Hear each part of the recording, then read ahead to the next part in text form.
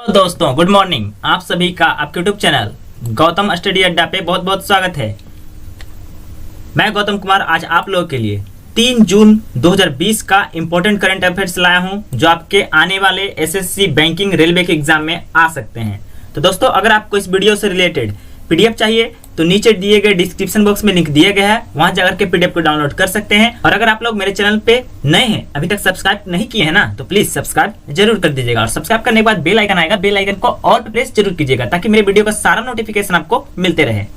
अब चलिए देर न करते हुए आज क्लास को स्टार्ट करते हैं। क्वेश्चन नंबर 1 देखते हैं। हाल ही में किस केंद्रीय मंत्री ने एमएसएमईज को सशक्त बनाने के लिए प्रौद्योगिकी मंच चैंपियंस लॉन्च किया है?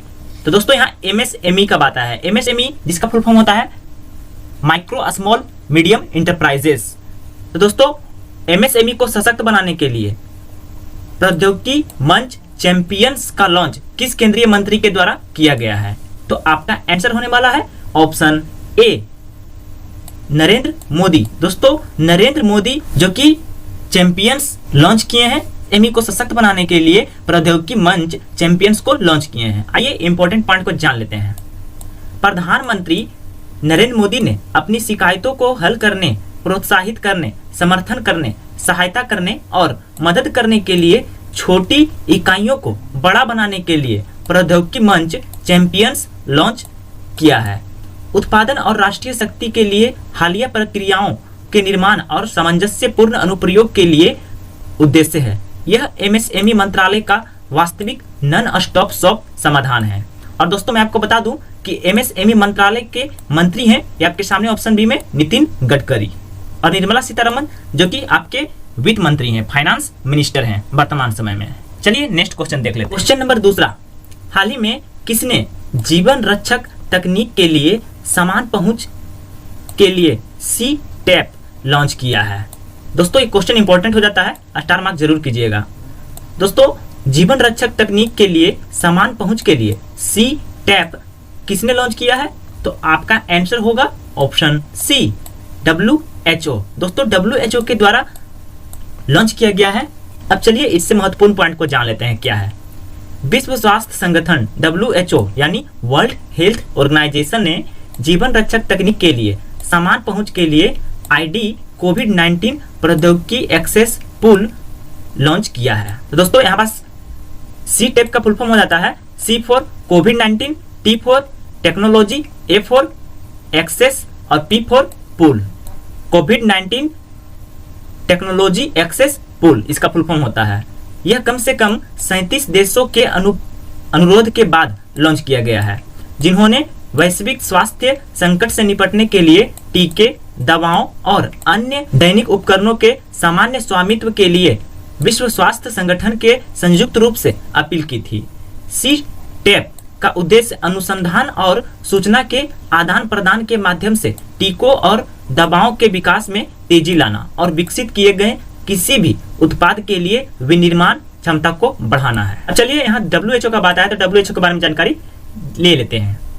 WHO यानी वर्ल्ड हेल्थ ऑर्गेनाइजेशन जिसका हेडक्वार्टर है जिनेवा स्विट्जरलैंड में और स्थापना किया गया था WHO का 7 अप्रैल 1948 ईस्वी को। और WHO के हेड हैं टेड्रोस एधानोम। अब चलिए ऑप्शन की ओर चलते हैं दोस्तों। विश्व व्यापार संगठन यानी वर्ल्ड ट्रेड ऑर्गेनाइजेशन। तो वर्ल्ड ट्रेड ऑर्गेनाइजेशन जिसका हेडक्वार्टर है जिनेवा में ही स्विट्जरलैंड। और वर्ल्ड ट्रेड ऑर्गेनाइजेशन के मेंबर हैं 164 मेंबर। WTO के हेड हैं पास्कल लेमी और इसका स्थापना किया गया था 1 जनवरी 1995 को। याद रखिएगा, नोट कर लीजिएगा। जब भी मैं आपको क्लास लेना स्टार्ट करूं तो आप कॉपी और कलम साथ लेकर के बैठिएगा, इंपॉर्टेंट पॉइंट को नोट करते जाइएगा। चलिए विश्व बैंक के बारे में जान लेते हैं। वर्ल्ड बैंक जिसका हेडक्वार्टर है वाशिंगटन DC US में और इसके मेंबर्स हैं 189 कंट्री और इसका स्थापना किया गया था जुलाई 1944 ईस्वी को वर्ल्ड बैंक का यानी विश्व बैंक का। और विश्व बैंक के डायरेक्टर है वर्तमान समय में डेविड मालपास। चलिए इतना जानकारी काफी है, कोई चैनल पे नहीं मिलेगा। नेक्स्ट क्वेश्चन देखते हैं। क्वेश्चन नंबर 3 है, यस बैंक ने डिश टीवी इंडिया लिमिटेड में कितना प्रतिशत हिस्सेदारी का अधिग्रहण किया है? तो आपका आंसर होगा ऑप्शन ए, 24.19%। दोस्तों यस बैंक ने डिश टीवी इंडिया लिमिटेड में 24.19% हिस्सेदारी का अधिग्रहण किया है यस बैंक ने। चलिए महत्वपूर्ण पॉइंट जान लेते हैं।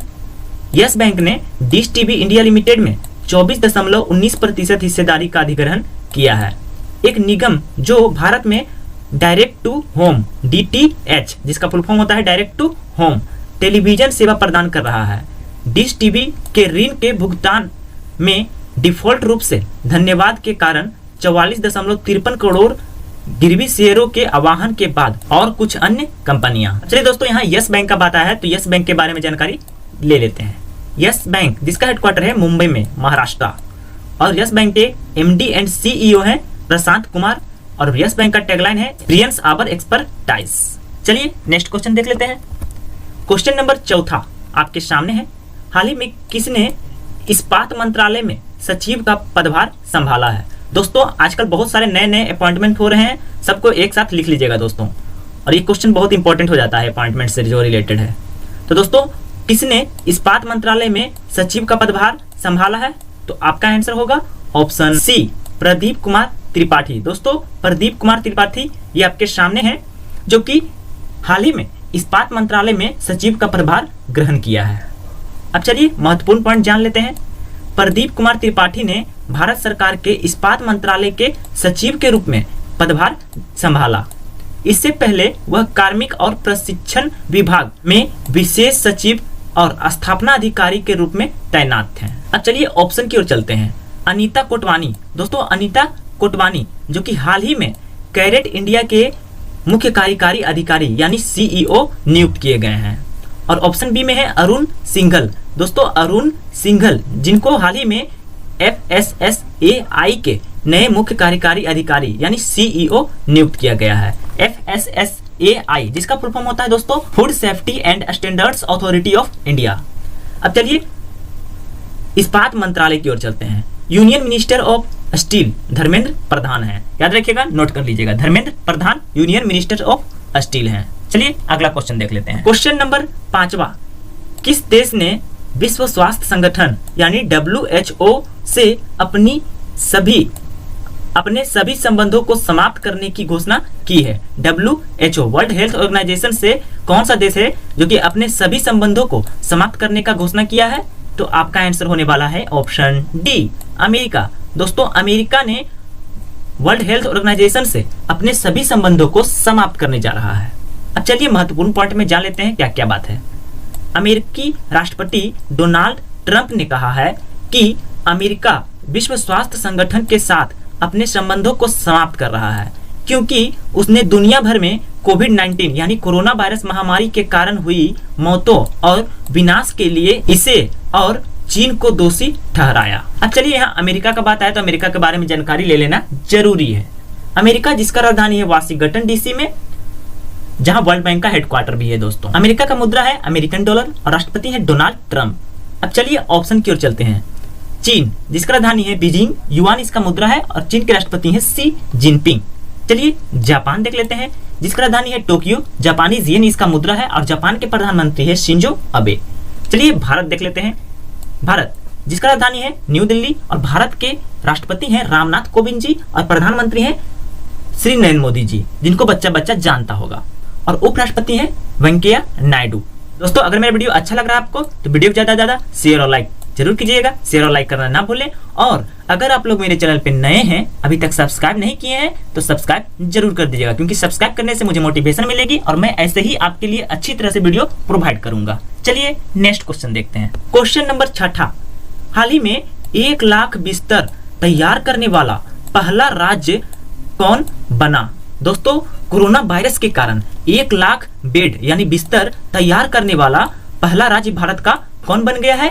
तो आपका आंसर होगा ऑप्शन ए, उत्तर प्रदेश। दोस्तों वही उत्तर प्रदेश जहां सबसे ज्यादा जिलों की संख्या है, उसने 1 लाख बिस्तर तैयार करने वाला पहला राज्य बन गया है, उत्तर प्रदेश। अब चलिए यहाँ उत्तर प्रदेश का बात आया है तो उत्तर प्रदेश के बारे में जान लेते हैं। ये आपके सामने आ गया उत्तर प्रदेश, जिसके मुख्यमंत्री हैं योगी आदित्यनाथ और अजय सिंह बिष्ट के नाम से भी इन्हें जाना जाता है। राज्यपाल हैं आनंदीबेन पटेल और राज्य दिवस मनाया जाता है उत्तर प्रदेश का 1 नवंबर 1956 को। राजकीय पशु है बारहसिंघा और राजकीय पक्षी है उत्तर प्रदेश का सारस। राजकीय पुष्प है पलाश। और जिलों की संख्या बात करें तो भारत में सबसे ज्यादा जिलों की संख्या है उत्तर प्रदेश का 75। विधानसभा सदस्यों की संख्या 403 जो कि भारत में सबसे ज्यादा है। विधान परिषद सदस्यों की संख्या 99 जो कि भारत में सबसे ज्यादा है। लोकसभा सदस्यों की संख्या 80 है जो कि भारत में सबसे ज्यादा है। और राज्यसभा सदस्यों की संख्या 31 है जो कि भारत में सबसे ज्यादा है उत्तर प्रदेश का। विधान परिषद राज्यों की कुल संख्या 6 है भारत में, जहां विधान परिषद है। उनमें से बिहार, उत्तर प्रदेश, आंध्र प्रदेश, महाराष्ट्र, तेलंगाना, कर्नाटक, इन 6 राज्यों में विधान परिषद है। बिहार, उत्तर प्रदेश, आंध्र प्रदेश, महाराष्ट्र, तेलंगाना और कर्नाटक। चलिए उत्तर प्रदेश का राष्ट्रीय उद्यान चलते हैं। दुधवा राष्ट्रीय उद्यान जो कि लखीमपुर खीरी में है और कई बार एग्जामों में पूछा गया है, यह वेरी इंपॉर्टेंट है।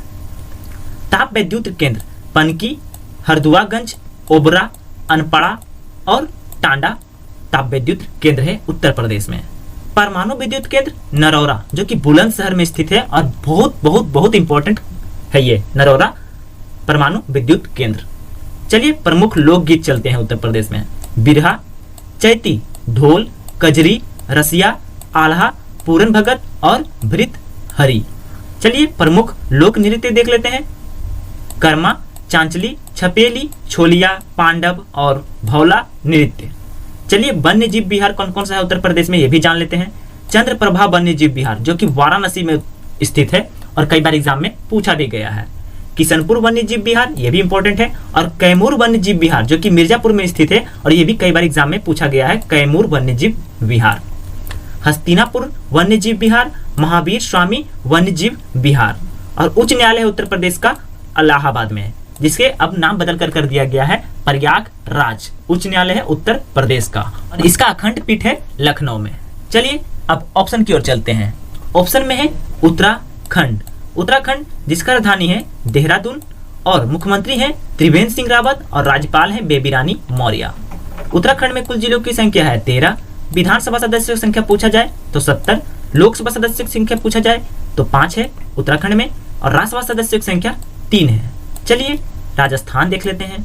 राजस्थान जिसका राजधानी है जयपुर, मुख्यमंत्री हैं अशोक गहलोत, राज्यपाल हैं कालराज मिश्र। राज्य दिवस मनाया जाता है 30 मार्च को, कई बार मैंने आपको बताया है। और जिला है 33। विधानसभा सदस्यों की संख्या 200, लोकसभा सदस्यों की संख्या 25, राज्यसभा सदस्यों की संख्या 10 है राजस्थान में। चलिए केरल भी देख लेते हैं, जिसका राजधानी है तिरुवनंतपुरम, मुख्यमंत्री हैं पिनाराई विजयन, राज्यपाल हैं आरिफ मोहम्मद खान। केरल में कुल जिलों की संख्या है 14। विधानसभा सदस्यों की संख्या 140, लोकसभा सदस्यों की संख्या 20 और राज्यसभा सदस्यों की संख्या 9 है। अब चलिए इन चारों राज्यों को भारत के मैप पर देख लेते हैं। ये आपके सामने आ गया भारत का मैप और ये आपके सामने है दोस्तों उत्तर प्रदेश। अगर आपसे पूछा जाए कि उत्तर प्रदेश कौन सा देश के साथ अपना सीमा बनाता है तो वो है आपका नेपाल। नेपाल देश के साथ अपना सीमा बनाता है उत्तर प्रदेश। और इधर आ जाइए, नेपाल से सटा हुआ है बिहार, जो कि बिहार के साथ भी उत्तर प्रदेश अपना सीमा बनाता है। झारखंड के साथ, छत्तीसगढ़ के साथ, मध्य प्रदेश के साथ भी, राजस्थान के साथ और दिल्ली और हरियाणा के साथ भी अपना सीमा बनाता है उत्तर प्रदेश। और उत्तराखंड के साथ भी अपना सीमा बनाता है उत्तर प्रदेश। अब आइए देख लेते हैं उत्तराखंड, जो कि 2 देशों के साथ अपना सीमा बनाता है। एक है चाइना और दूसरा है नेपाल। 2 देशों के साथ अपना सीमा बनाता है उत्तराखंड। हिमाचल प्रदेश के साथ भी और उत्तर प्रदेश के साथ भी अपना सीमा बनाता है। चलिए देख लेते हैं केरल। ये आपके सामने है केरल, जो कि कर्नाटक और तमिलनाडु के साथ अपना सीमा बनाता है। और उसके नीचे है इंडियन ओशियन और लक्षद्वीप। अब चलिए लास्ट में देख लेते हैं राजस्थान। ये आपके सामने है राजस्थान, जो एग्जाम में कई बार पूछा गया है। पाकिस्तान जो है भारत के किस राज्य के साथ सबसे लंबा सीमा बनाता है, तो वो है आपके राजस्थान, जो कि पाकिस्तान अपना सबसे लंबा सीमा बनाता है। गुजरात के साथ अपना सीमा बनाता है राजस्थान, मध्य प्रदेश के साथ, उत्तर प्रदेश के साथ, हरियाणा के साथ और पंजाब के साथ भी अपना सीमा बनाता है राजस्थान। चलिए अगला क्वेश्चन देख लेते हैं। क्वेश्चन नंबर 7वां, हाल ही में किस केंद्रीय मंत्री ने खेलो इंडिया ई पाठशाला कार्यक्रम का उद्घाटन किया है? खेलो इंडिया ई पाठशाला कार्यक्रम का उद्घाटन किस केंद्रीय मंत्री ने किया है? तो आपका आंसर होगा ऑप्शन बी, किरण रिजिजू। किरण रिजिजू जो कि हमारे खेल मंत्रालय के मंत्री हैं, ये आपके सामने, जिन्होंने खेलो इंडिया ई पाठशाला कार्यक्रम का उद्घाटन किया है। अब चलिए महत्वपूर्ण पॉइंट जान लेते हैं। खेलो इंडिया ई पाठशाला कार्यक्रम का उद्घाटन केंद्रीय युवा मामले और खेल मंत्री किरेन रिजिजू ने किया है। कार्यक्रम का शुभारंभ भारतीय खेल प्राधिकरण स्पोर्ट्स अथॉरिटी ऑफ इंडिया ने नेशनल स्पोर्टिंग फेडरेशन के सहयोग से किया है। यह भारत भर में जमीनी स्तर के एथलीटों के लिए भारत का पहला राष्ट्रीय स्तर का खुला ऑनलाइन कोचिंग और शिक्षा कार्यक्रम है। अब चलिए ऑप्शन की ओर चलते हैं।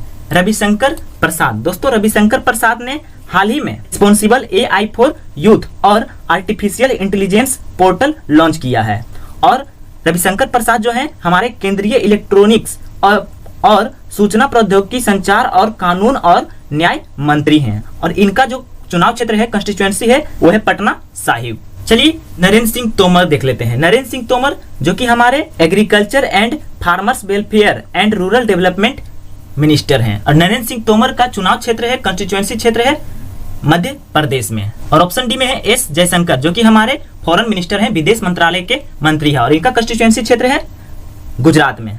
और किरण रिजिजू का कंस्टिट्यूएंसी क्षेत्र है अरुणाचल वेस्ट में। चलिए नेक्स्ट क्वेश्चन देख लेते हैं।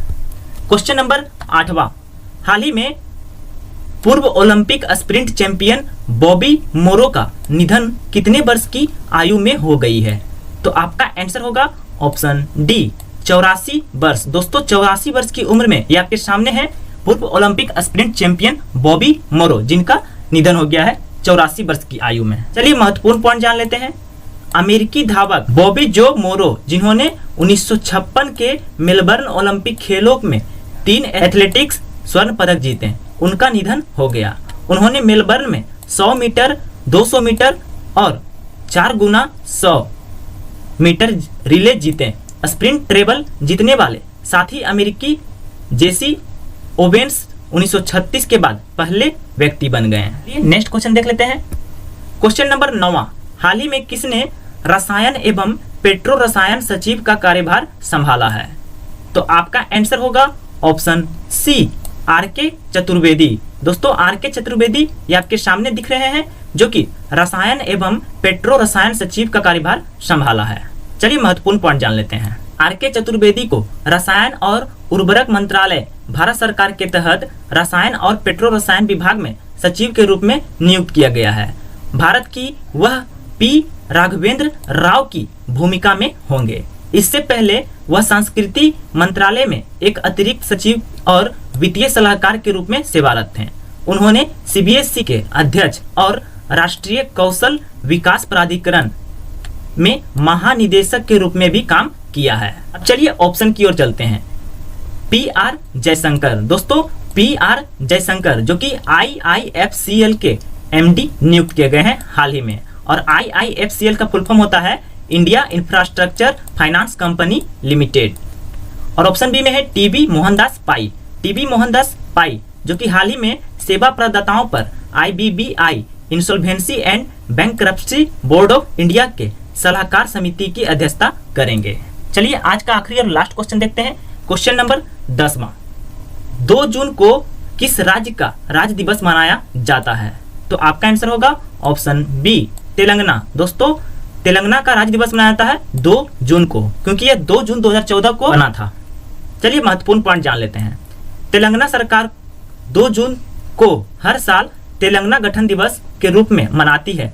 राज्य के गठन का विचार मनमोहन सिंह के प्रधानमंत्रित्व काल में दोनों संसदों में वर्ष 2013 में गढ़ा गया था।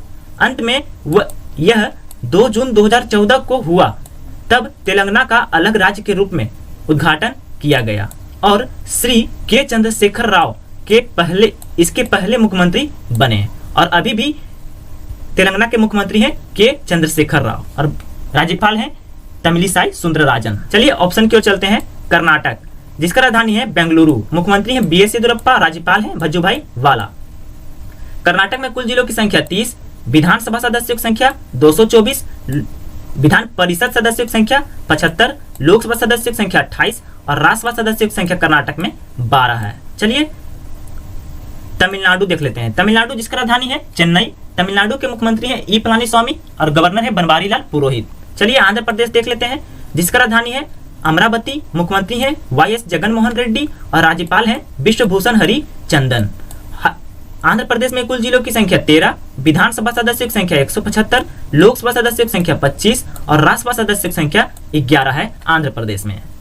तो दोस्तों मेरा ये वीडियो आपको कैसा लगा कमेंट जरूर कीजिएगा। अगर वीडियो अच्छा लगा हो ना आपको तो वीडियो ज्यादा से ज्यादा शेयर और लाइक जरूर कीजिएगा। शेयर और लाइक करना ना भूलें।